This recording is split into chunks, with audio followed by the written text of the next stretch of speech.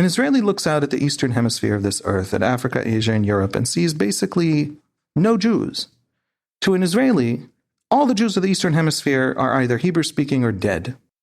And by the way, it is not completely ridiculous to argue that the story of the 20th century is that Jews learned English, learned Hebrew, or died. So what does it mean to an Israeli if you say you're an anti-Zionist? What are you arguing? I should not have survived? If you're anti-Zionist to an Israeli, that's a complaint you need to take to literally everyone except me. Because I can't survive anywhere else in the 20th century. So I'm here. Hey everyone, welcome to Wondering Jews with Mijal and Noam. I'm Mijal. And I'm Noam, and this podcast is our way of trying to figure out the Jewish world. We don't have it all figured out, but we're going to try to figure out some big items together. And today, we have a third traveler with us, a third wanderer. That's right. We've never done this before, but we have our first guest this week. And we not only have our first guest, but we have a very special guest. Haviv Gur is a veteran Israeli journalist who serves as senior analyst for the Times of Israel. He has covered Israel's politics, foreign policy, education system, and relationship with the Jewish diaspora since 2005, reported from over 20 countries, served as director of communications for the Jewish Agency for Israel, Israel's largest NGO, and taught at prestigious pre-military academies. I'll also add to this, Haviv, can I call you a friend? Can I say that we're friends? I would be insulted if you didn't. Thank you. So Haviv is a friend. I would say, Haviv, I think since October 7th, I feel like there's two people I quote every day. One is you, one is Rabbi Sachs of blessed memory. And really, you have been a source of wisdom and inspiration for so many. So I know both for Noam and for myself, it is such a privilege to always learn from you and to have you here with us today. Thank you. Thank you very much. To be useful right now is not a small thing. I appreciate it. So I want to echo what Mijal said. Before we start our very serious conversations, we have a general question just to get to know each other. And we read our listener questions. And the listener question that we have is from Jack. Jack's question is this: what is the most spectacular place you've ever traveled to? So, Haviv, you're the newest to the show, so why don't you tell us? Oh, boy. I've traveled quite a bit. But I think the most spectacular place I've ever been in, the most spectacular context I've ever been to a place, is I went backpacking with my then girlfriend, who is now my wife, through northern India. Israelis, I don't know if you know, are legally required by law to go backpacking after the army in northern India. So I did that. There are literally, when you get to Dharamsala and the street leading up to the Dalai Lama's palace, there are literally falafel places with Hebrew signs. So that's how many Israelis go through those areas. But standing at the foothills of the Himalayas, which are really, part of a continental plate pushed up, 30,000 feet into the air. And what you don't know until you're standing there is that embedded in the rock, all through the mountains, is this kind of, crystalline something in the rock, in the silicate, and it actually shimmers. And so you are standing at the bottom of an impossibly immense landscape that shimmers in the sunlight. It's something you have to see. And I picked up a rock and took it home just to show people this little rock I'm holding in my hand. As you turn it, it actually reflects light and shimmers a little bit. And imagine the Himalayas made out of it. Wow. We should do a trip. We should just go. I didn't go to Israel or to the army, so I never had that legal requirement to travel to India, but maybe we should create one. Absolutely. Yeah. Noam, what's your place? I'm inserting myself. There is no such thing as a legal requirement to go to northern India. Okay, so I just want to clarify that for everyone. It's just a joke. To be clear. It's extremely popular among Israelis after the army to travel backpacking to India or Argentina or places with beautiful landscapes. I know. So I was going to say, it sounds amazing.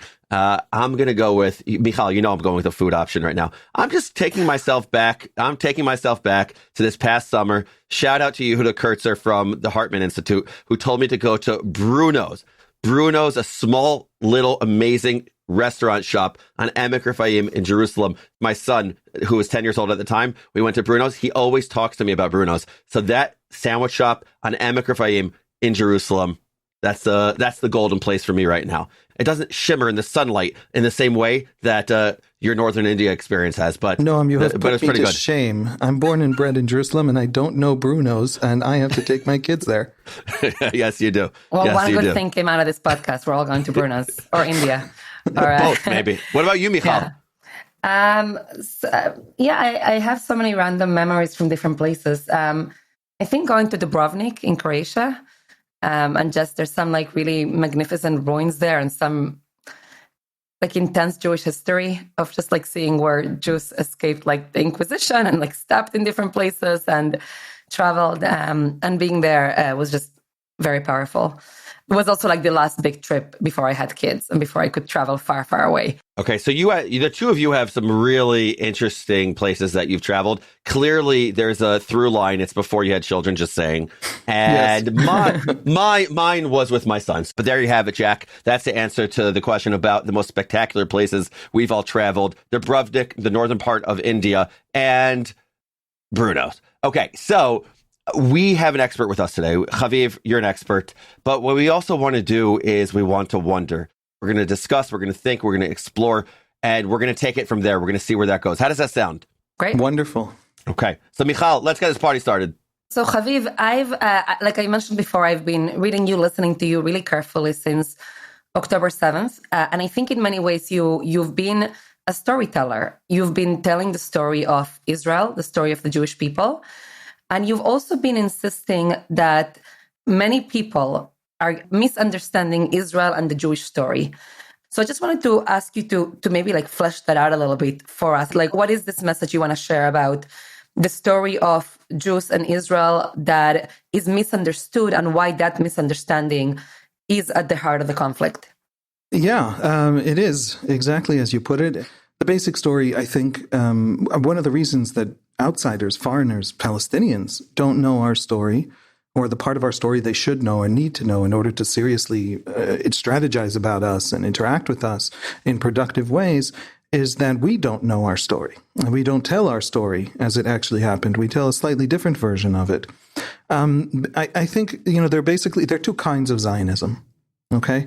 One kind of Zionism is the idealistic kinds.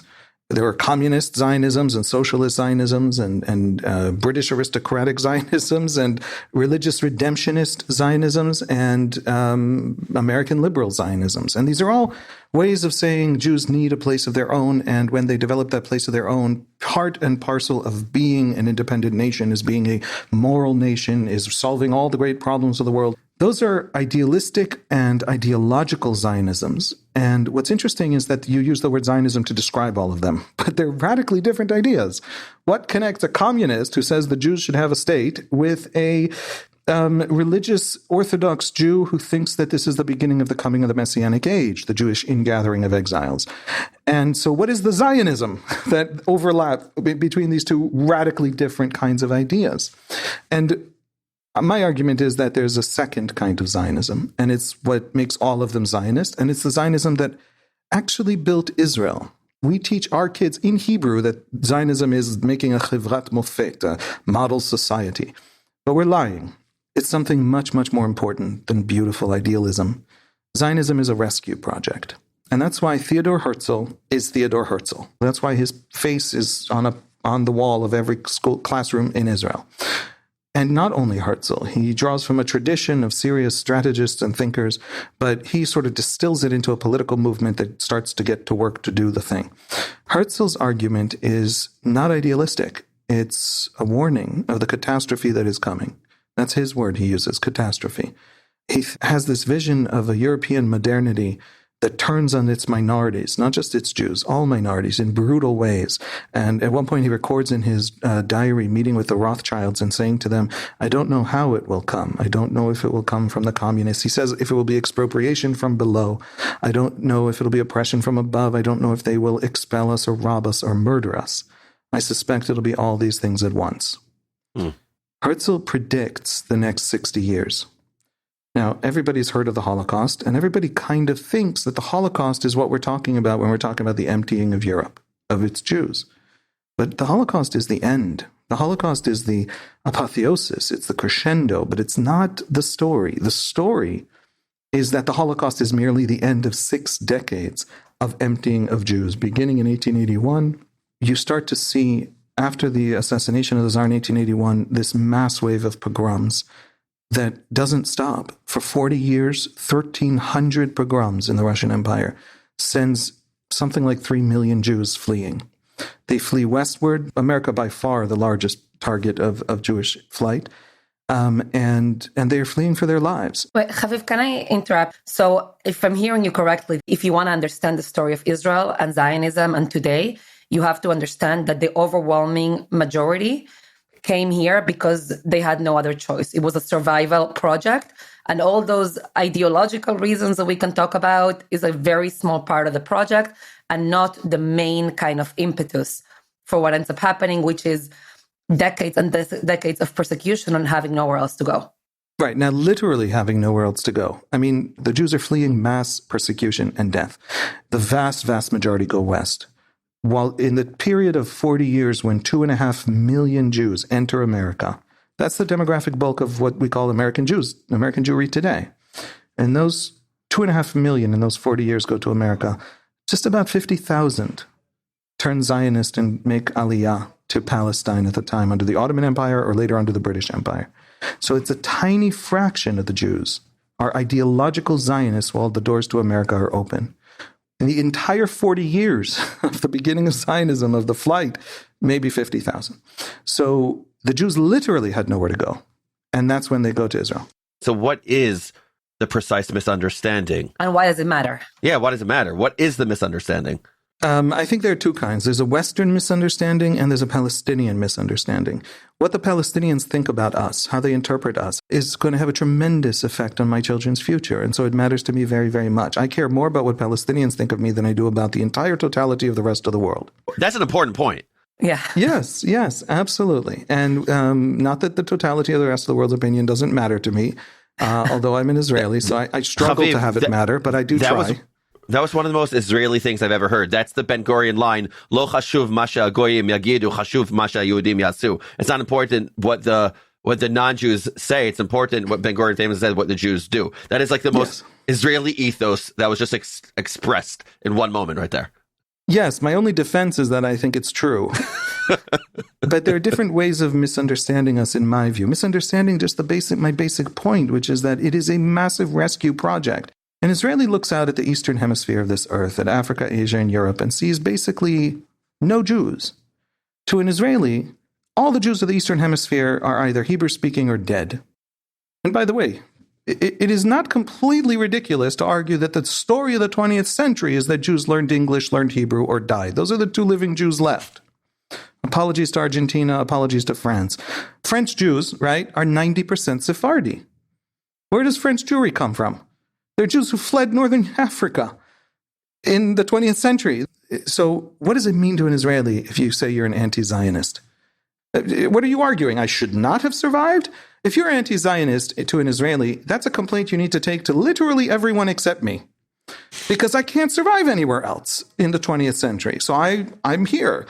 Now, you're upset that I'm here? That's a complaint to the Iraqis, who emptied a quarter of Baghdad of its ancient Jewish community that had been there 1,000 years before the first Arabs stepped foot in Baghdad. I just want to pull on one of the threads, though, because I'll just highlight one message that I've heard you say in relation to this, that part of the tragedy of the conflict can be explained by very often like a Palestinian leadership misunderstanding of the Jewish story. That if Jews are seen as anything other than a desperate movement seeking survival, so if you think Jews are ideologues or colonialists that have a different place to go, and I've heard you say you're going to believe that you can just, quote unquote, resist, have terror, and push them out. But that essentially misunderstands the basic character of Zionism and the Jewish story today, which is that Israel was built from a society of refugees and Jews have nowhere else to go. Yeah, everything I said right now is sort of Western intellectual misunderstanding of Zionism, because they insist on seeing history as a history of elites. The only part of Zionism they can see is the minority of the Zionist world and the Zionist movement that is elite chatter, rather than the millions of actual refugees who gave Zionism its demographic backbone. If all we had in Israel was the 500,000 elite, the Arab armies would have destroyed Israel in 1948 in about a week. But there were hundreds of thousands of refugees, and later it would be millions of refugees, and that's the demographic backbone that ensured Zionism's success. So if you don't have a deeper social history of Zionism, one last example, and then we'll talk about Palestinians, but the IDF in 1948, Palestinians want to talk about the Nakba. The Nakba is the disaster of 48. That used to mean, the word begins as an Arabic word for the Arab armies failing to dislodge the Jewish state in that war. And it shifts, Palestinian elites shift the meaning of the word to mean the experience of Palestinians of mass displacement in 48. Okay. But here's the conversation we should be having about the Nakba if you want to actually incorporate the Israeli experience into it, which you have to understand it. You don't have to exonerate Israel, but you do have to understand. 8,000 Palestinians are killed in the Nakba. Palestinian historians say 13,000. Western historians generally sort of fall down on something like 8,000. That's a tragedy. But in the middle of the 1940s, 8,000 dead is 8,000 dead. It's a horrific tragedy, but it's still not. We're 3 years out of the Holocaust. We're talking just in the region within 100 miles. There are vastly larger conflicts and vastly larger death tolls. But the Israelis at that period, who are they? Something like 1 in 4 of the soldiers of the IDF are DPs from DP camps in Europe that are still sitting on German soil 3 years after the Holocaust. Congress won't lift the quotas it set down in 1921 and 1924, even after the Holocaust, even when the West knows about Auschwitz. The Jews still can't leave German soil after the liberation, right? American high schoolers are taught that American soldiers went into Dachau or Buchenwald. Well, 2 years later, Jews are still living in those places, sometimes behind barbed wire patrolled by British and American troops. Why? Nobody would take them in. Haviv, my father-in-law was born in Fahrenwald in Germany in 1949, 4 years after. 1949, right? Yes, 1949. When do the DP camps mostly empty out? In 48 into Israel. That's a quarter of the Jews of the IDF, a quarter of the fighters of the IDF in that war are people who know, because they have checked, because history has taught them, that no one on earth will take them.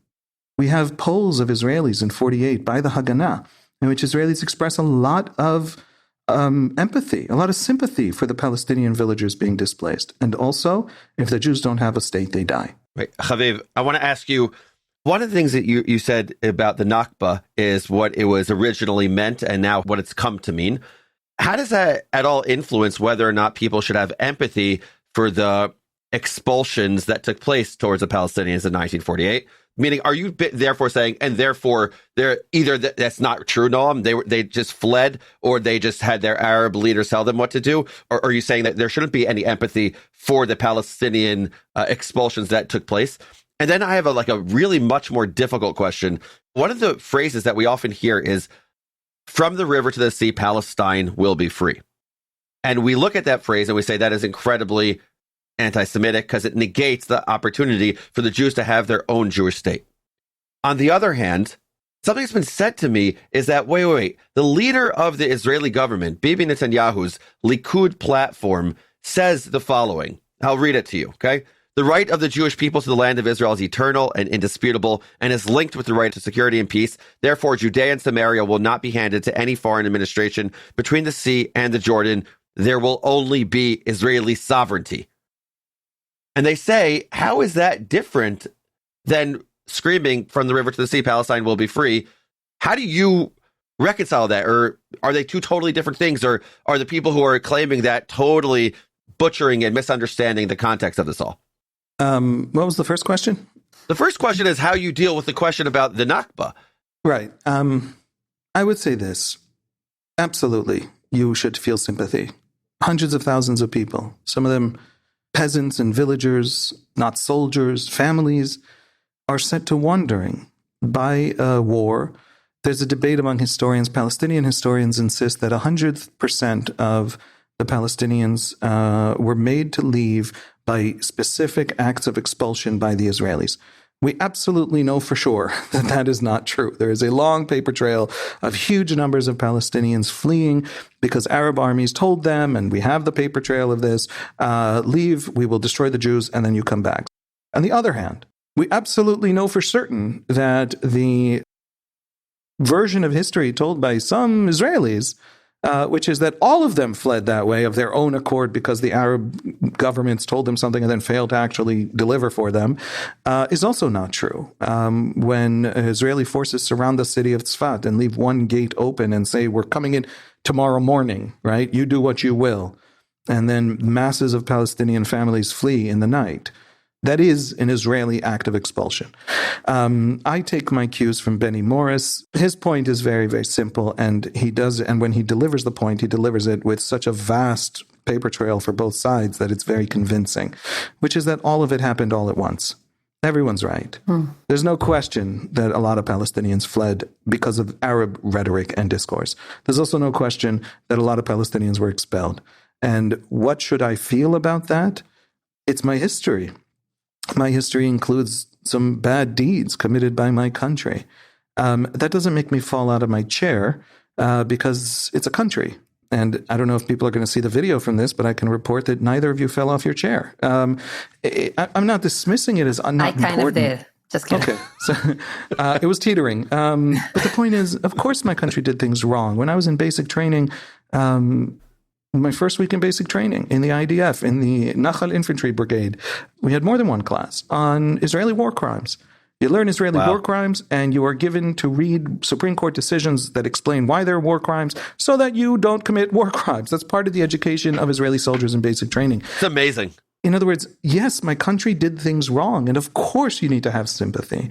I, as an Israeli, also know that the Palestinians were kept refugees for generations and generations in order to destroy me by other Arab countries that don't care about their populations. In Lebanon, for decades, Palestinians couldn't own real estate and couldn't work as doctors. They were kept intentionally poor and closed in refugee camps for generation after generation after generation so that one day they will come and destroy me. They were used as tools and they were not allowed to rebuild. And that's how the Palestinian story of 48 is maintained until today. No Jew is going back to Baghdad. And millions of descendants of the refugees of 48 can't come back into Israel. And that, I'm sorry about that. And I have tremendous sympathy for 48. But 2 nations were built in 48. And 2 peoples experienced mass expulsion in 48. Mine also mass death. Theirs not. And how we think about those times, if we think about them ideologically, we trap ourselves in that history.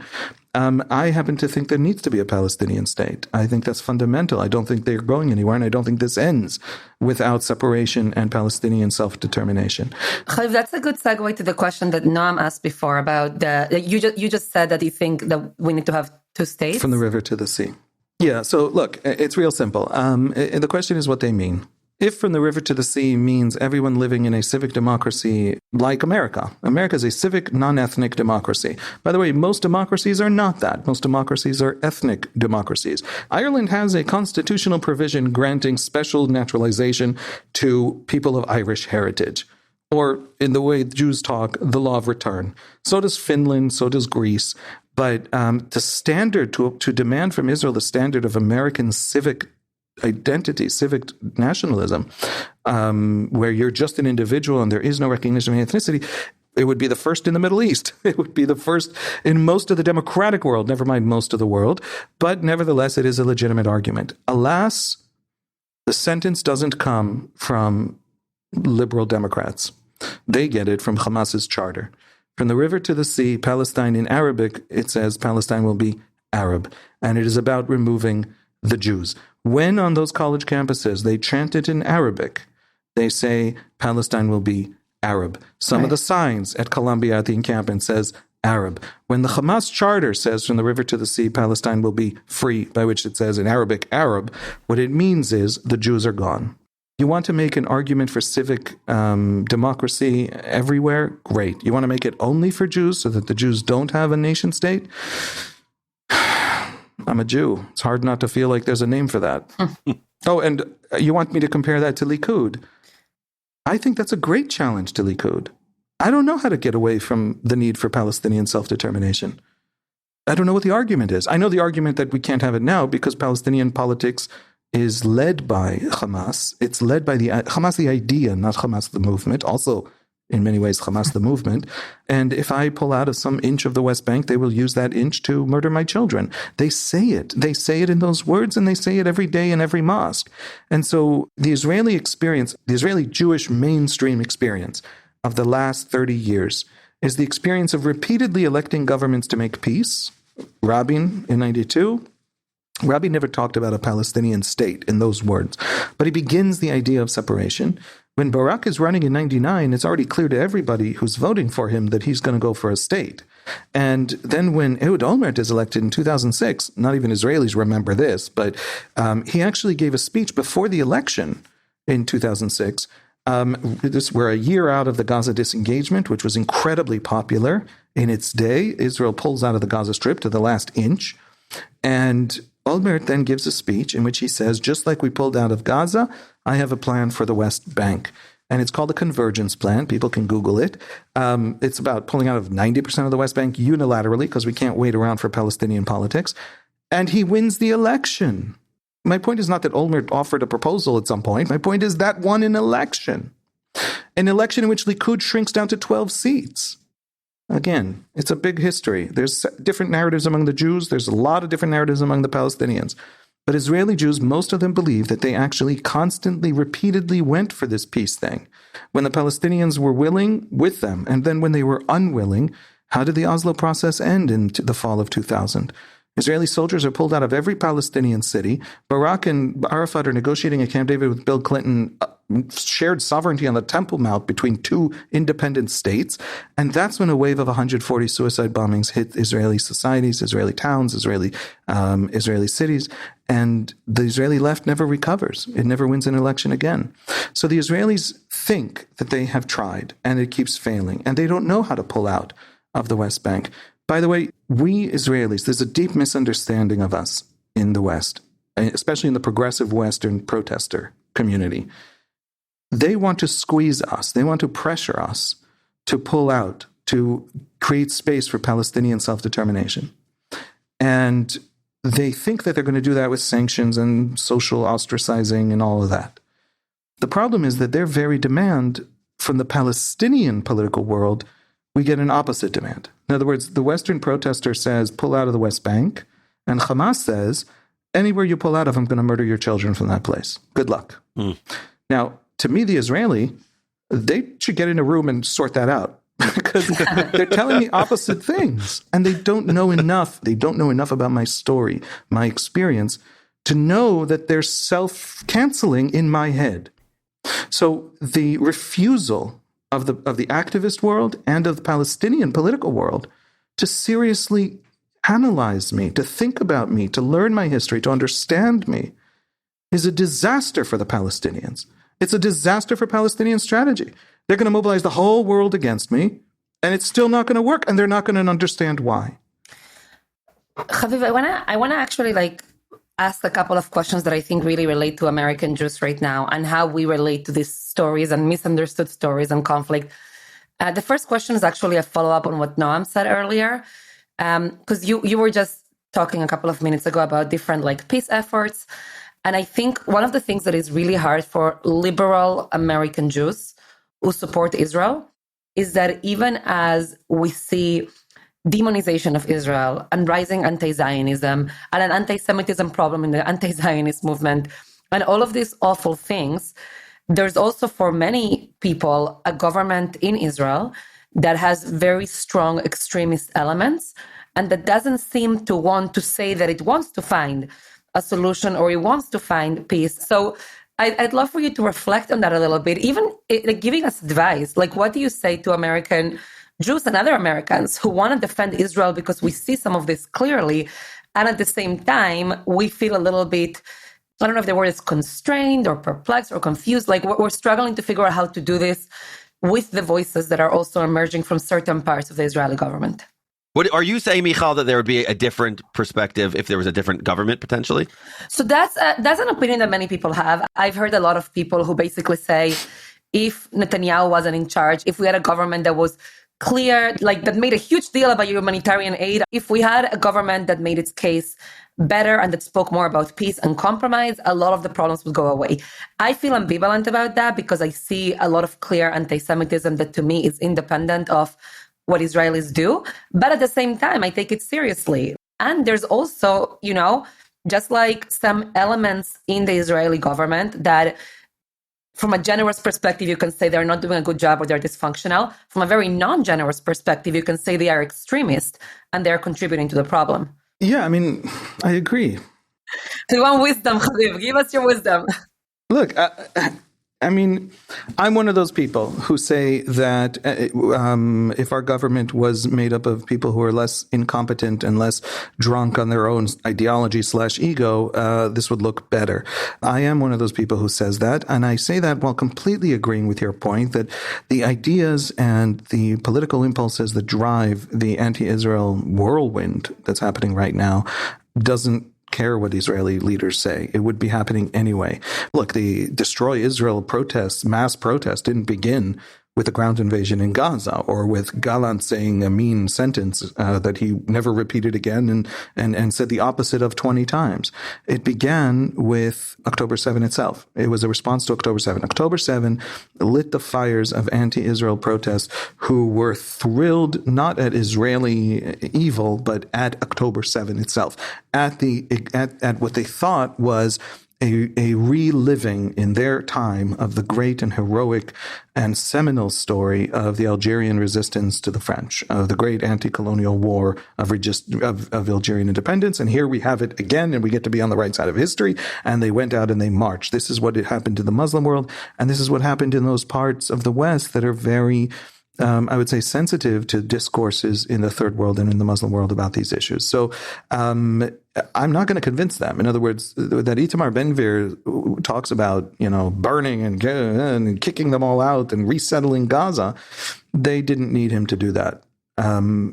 However, there are other audiences, Jewish audiences, for whom Itamar Ben-Gvir providing the paper trail that the anti-Israel activists needs to show that they're not crazy extremists, but in fact, perfectly good analysts of the Israeli situation, needed. Itamar Ben-Gvir fed the proofs that those people needed and allowed them to carry their case out of the political extremes and into quite centrist, center-left places where most Jews live in the West.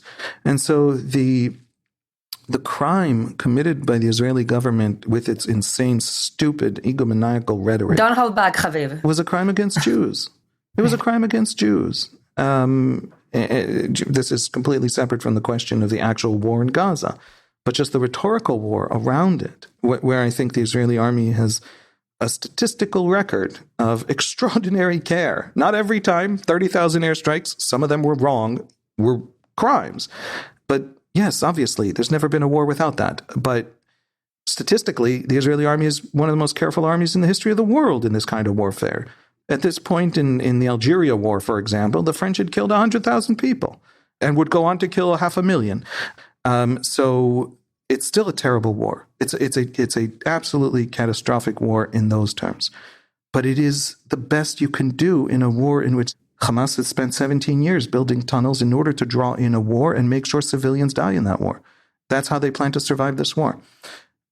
If that's the war you have to fight, if that's the war Hamas is imposing on you, a war of civilian death, don't sound evil as you go off to that war. The scale of stupidity and folly of the rhetoric of the Israelis at the beginning of the war is absolutely unconscionable, is a crime in itself. And it's a crime committed mostly against Jews around the world who have to live with the people seeing the evidence of Israeli evil, even if on the ground in the war itself, Israel did fairly okay.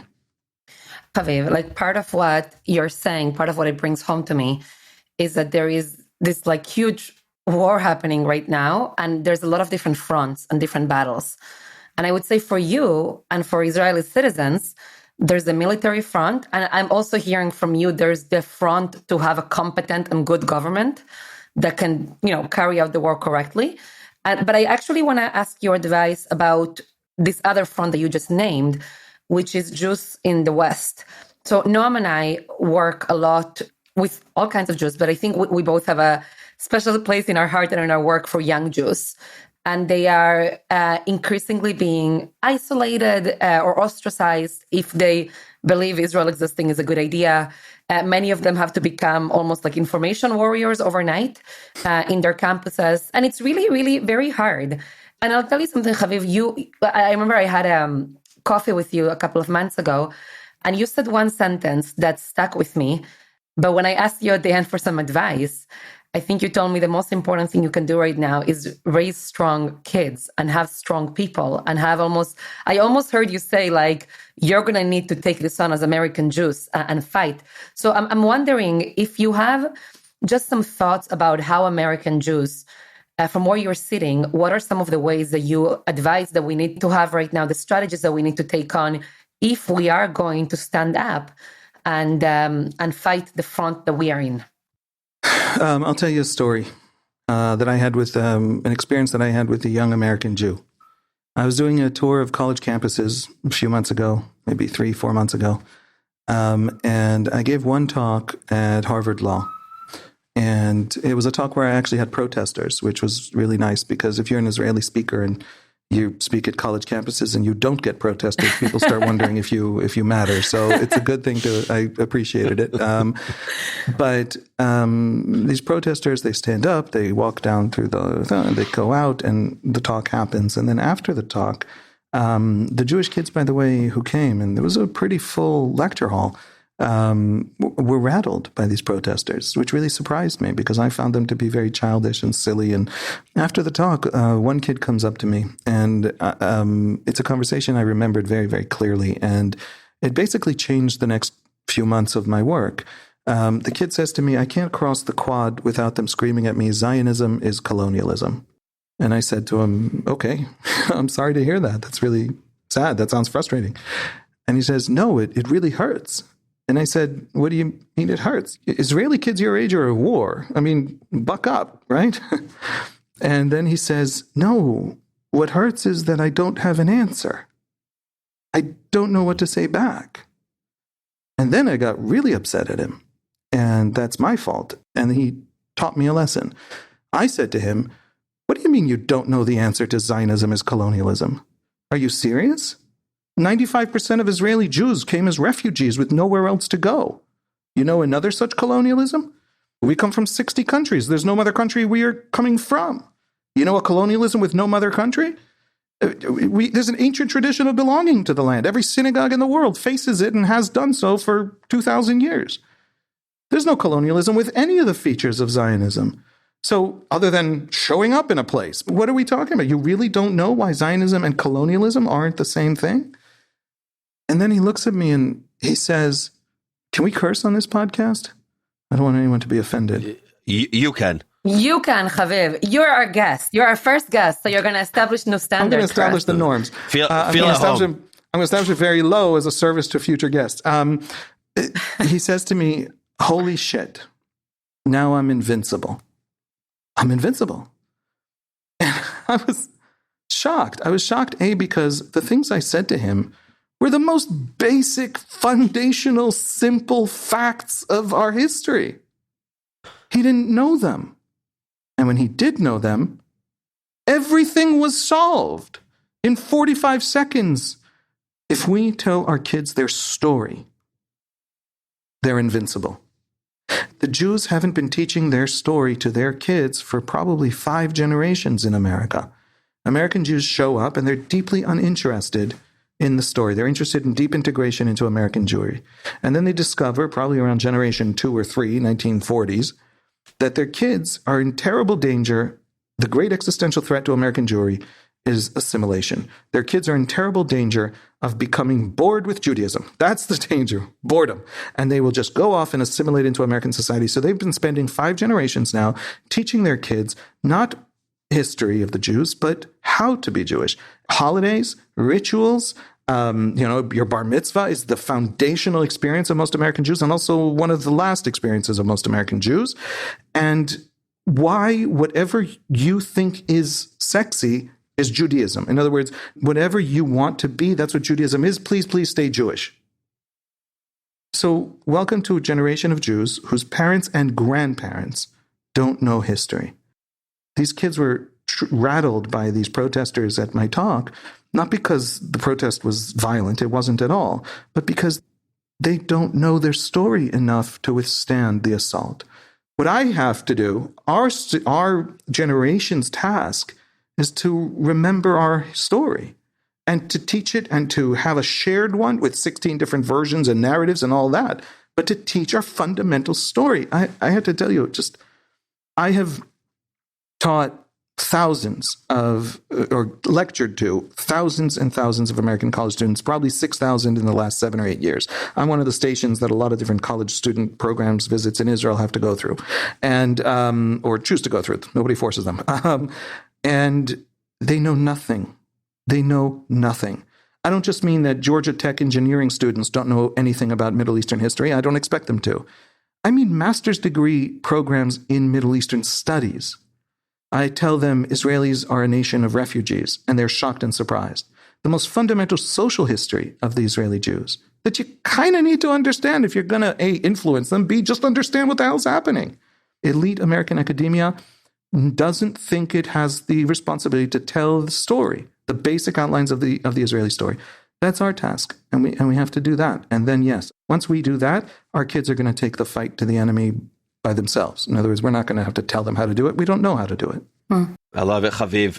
Mijal texted me as you were talking. She wrote, everything that Haviv is saying is manna to my ears. It's like precisely my mantra. And Carl Sandburg, who's the winner of multiple Pulitzer Prizes, wrote in Remembrance Rock, he said the following: "We know that when a nation goes down and never comes back, when a society or civilization perishes, one condition may always be found. They forgot where they came from. They lost sight of what brought them along. The hard beginnings were forgotten and the struggles farther along." And I think that is precisely what you're talking about. We have to know our story. And if we know our story, we are invincible. And Haviv, part of what I think is really powerful about what you're saying is that one challenge or problem is when, quote unquote, others misunderstand us or tell the wrong story. But you're saying it's not only about them, it's really about us. Exactly. That can only happen when we are not confident in who we are. But we're beginning to wrap up. Like one of the closing questions, I turn to you often when I need to hear like wisdom. I'm curious if you're open to sharing, like, what are there things that you're wondering about? Like things that you are like, almost like what's confusing right now? I don't mean in terms of like strategy, but in terms of the moment that we're in or in terms of our story. I'll tell you the one great task before us that I don't think we're up to, and I don't really know how to start. Okay, we'll figure it out in the next 3 minutes. Perfect. Okay. The one question we didn't get to that you asked was on the Palestinian side of that story. What do Palestinians misunderstand or misinterpret about us, in my view? And the simple answer is they've thought of us over the last 140 years. From the very first Zionist immigration in the 1880s, they think of us in all kinds of ways that miss the foundational sort of drive of the immigration, which is desperation, which is refugeehood. And then we are a colonialist project and an imperialist project. And there's always a reason to think it. We are getting help from the British Empire or even the Germans or, various empires. And then we are a Soviet project. In 1948, the Egyptian declaration of war against us actually says that, it's a war against Marxism, nihilism, and atheism, because the Jews are getting weapons from the Soviets and the Jews are a bunch of communists, right? Ben Gurion and the kibbutzim and all of that. In other words, the Jews lost their socialism and communism and lost nothing when they shed those ideologies. The Jews shed all kinds of different ideologies and remained in Israel and remained strong and steadfast and resilient, which means that the things making them strong, steadfast, and resilient aren't the ideological elite narratives that Palestinians have seen in us and interpreted us as being them over the many years. But among Palestinians, it's fundamentally a strategic argument, which says that as other colonialist projects were dismantled, so too they will be dismantled. The Jews will be pushed out. The problem is, if I am colonialist, I'm a weird colonialism, and I'm the kind that can't be pushed out with that kind of a strategy. And so they misinterpret us in ways that lead them into strategies that can't work. I want them to wake up. I want them to see me. I want them to see me not in the ways that they have learned to think of me in their own discourses among the ideological elites. Hamas has a story of Islamic renewal and resurgence that it borrows from Salafi Islamic theologians, and thinks that my destruction is the beginning of the redemption of Islam from its weakened, dilapidated state in the last 400 years. Iran thinks a similar thought about us, in a Shia version.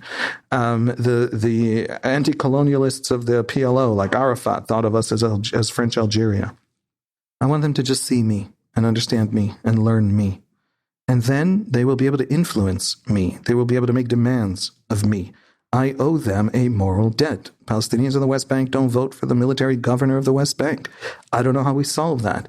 Do we split the West Bank? Is West Bank and Gaza a state, even if it wants to be a state? Is it viable? Maybe there's some kind of confederation between a Palestinian state that's 70% of the West Bank plus Gaza plus Jordan, a confederation in which nobody has to move anywhere, but everybody gets citizenship. Maybe we can incorporate the Palestinians into a relationship in which Israel is the great protector because it needs to protect its frontiers of the Jordanian-Palestinian Confederation. I'm completely making stuff up here, but I'm just saying if they can start to come to me with demands that understand who I am, what I see, what my needs are. The fact is, if you want to come to the Jews today and demand a civic democracy where everyone has citizenship, you're telling the Jews that they now are going to be a minority. And they're going to be a minority that will just kind of hope that the Arab world of 2024 will be kind to them. It's hard to explain to someone outside the Middle East how utterly, phenomenally stupid that idea is. The only thing I know from the 20th century is that I have to be safe by my own self-reliance and exertions. The Americans came in to help us, to be our allies, after we were already a regional power, after 1967. And until then, we weren't useful to the Americans. In fact, in the 1948 war, America had us under an arms embargo. So if you think that if you lift American aid to us and then we collapse, you know what? Let's do it. I hope you succeed, and I hope American aid evaporates. And then when we don't collapse, maybe you'll start to see us and understand the actual nation you face and influence us in ways that might actually work. I don't know how we wake the Palestinians up to who we actually are. I don't want to teach them their story. I don't have that right. Except for the small part of their story, or the very large part of their story, that is their interpretation of me. Because until they understand me, we're stuck. Well, I'm not sure we're going to solve that in the next couple of minutes. But I do think it's just really important to remind to all of us, there's a lot of noise out there, but there's also like fundamental questions about how do we move to a better place? How can we dream of peace in a way that is real? Noam, you had something? No, I just wanted to thank you, Haviv. Thank you for the conversation, for giving me a lot to think about, a tremendous amount of history, and I'm going to continue wondering. So thank you. Thank you so much, Haviv. Thank you so much. And thank you for always giving us history and also hope for the future. Thank you. So Noam, what do you think? Mijal, I have so many thoughts on that conversation with Haviv. He's got, a tremendous amount of knowledge, breadth, depth, all the things. I'll just tell you one thought that came to my head that we didn't get enough into. He was speaking about the two different types of Zionism, the ideological type of Zionism and lived Zionism, and that they're in tension with each other, and that there's been a desperate nature to the Jewish story, and that if you don't understand that there's desperation to the refugee issue, the Jews need to be in Israel. That is what the story is about, because they were pushed out of their host countries. Mijal, what I was thinking about was, what about the pull? Like, there's something just not romantic enough to me about it. The pull of the Jewish past and the pull of the Jewish future. And so the push I understood, but what about the pull? Yeah, it's funny, Noam. I was thinking about you when he was saying that, because I've heard you speak about your Zionism in the past, like the positive story, not just we were kicked out, but like, no, we came to do something. So I was thinking that, I was wondering how you would think about it. I do find it very compelling, though, that there's just this story of having no other choice.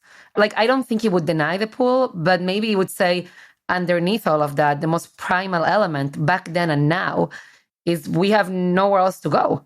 And that I'm quoting him because as you could hear in our conversation, I follow him very carefully. That's almost like the most potent weapon of Jews today. That desperation is our weapon, is knowing that we have... You know who said that? Who said that? That our secret weapon, that Israel's secret weapon... Oh, Golda Meir, is Golda Meir. Yeah, Golda Meir. So we have no choice. Ein Breira. We have no choice. That is something that I thought Haviv was going to get to, but he basically was alluding to this also, that one of the misunderstandings of maybe the Palestinian world to the Israeli side is Ein Breira. No, we did a few thousand years of not having this. The future of world history will contain the Jewish presence as a majority in the Jewish state in the land of Israel. And that is something that the Palestinian leadership and Palestinian people need to come to terms with. Yeah, the level of mistrust that we have in the world, which for so many of us in diaspora, October 7th just heightened that. So long as that is the case, they're just going to push us, against the wall and, push us into a defensive posture, and we're not going to be able to make anything better. And nothing that either you or I just said, or what Haviv said, no one's negating Palestinian future self-determination by saying what either of us just said, I think. Not just that, but Haviv and others have said, no one's going anywhere. So that would actually necessitate... No one's going anywhere. But the problem is when one side thinks the other side can go somewhere, it just perpetuates the conflict and war and dying and all of that. But I find Haviv wise. He's knowledgeable, but he's wise also. And I also, every time that I speak with him or hear him, I feel like Haviv is like, you, remember your story. Remember where you come from. Be strong. Choose to be resilient. Don't you dare disappoint your parents and grandparents and betray their strength. And figure out what you can do to not let down Jewish history before you and after you. American Jewry, I think, needs to hear that. I think many of us tend to just, just bemoan and be sad. And I think he's demanding that we choose to be strong. Agreed. Which is beautiful and which I find important. Yeah. I'll end with this.